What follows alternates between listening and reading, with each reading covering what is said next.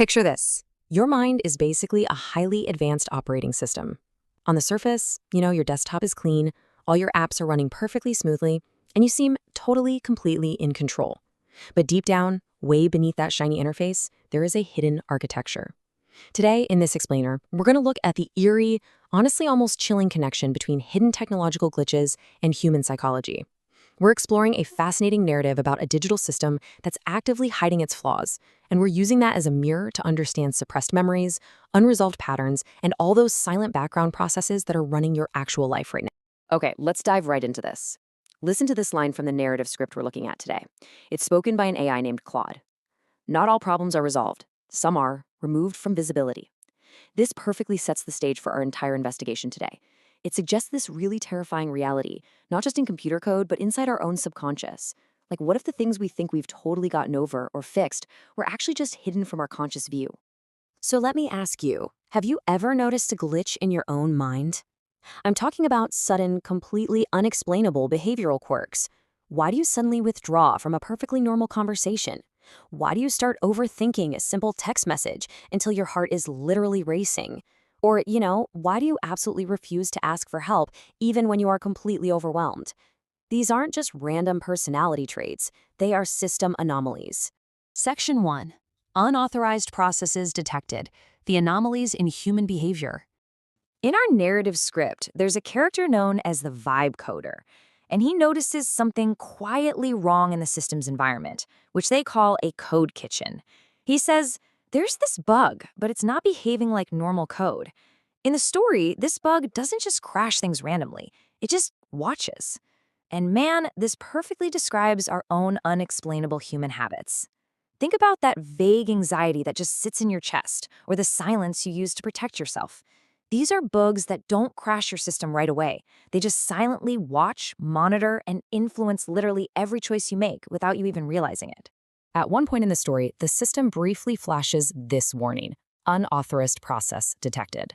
Imagine if your brain gave you this exact pop-up. Just that sudden, subtle realization that your quietness or your sudden exhaustion or that intense need for absolute control isn't just who you are. It stems from somewhere much, much deeper.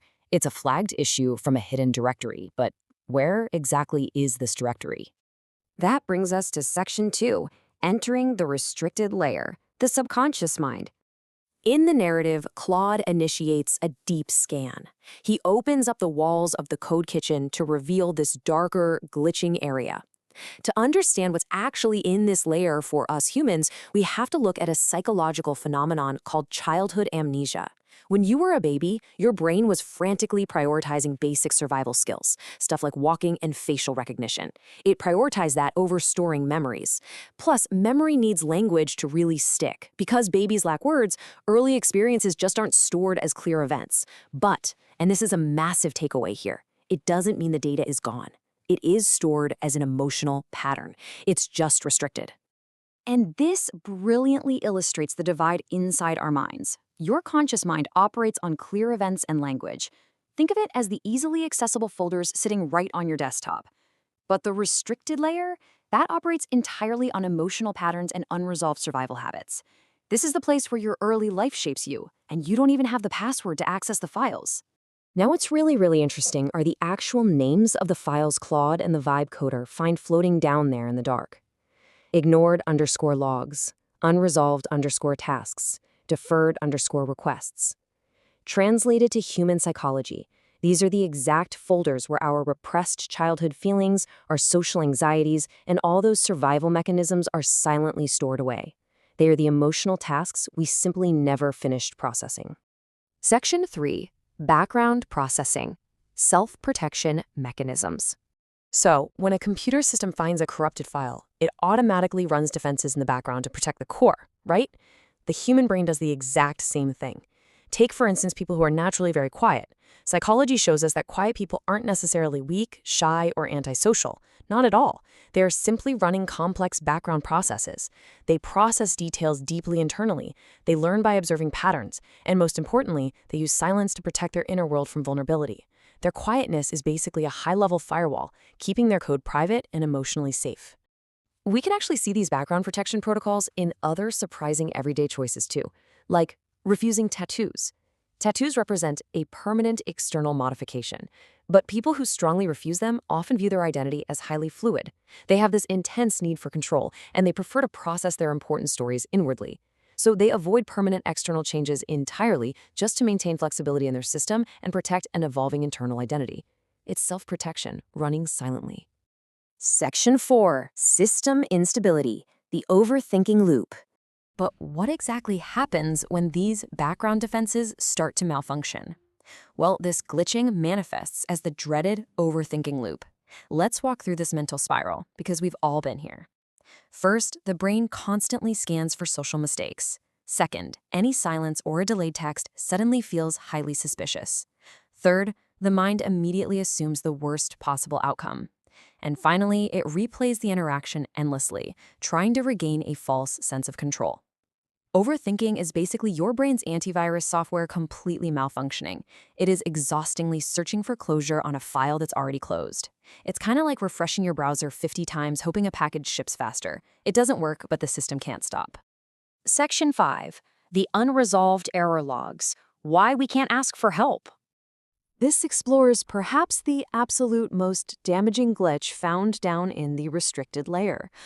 Why does our brain hide our cries for help as ignored logs? Why do so many people clearly drown in stress, yet smile and say, "Oh, I got it," when they absolutely do not have it? Spoiler alert, it's not about being fiercely independent.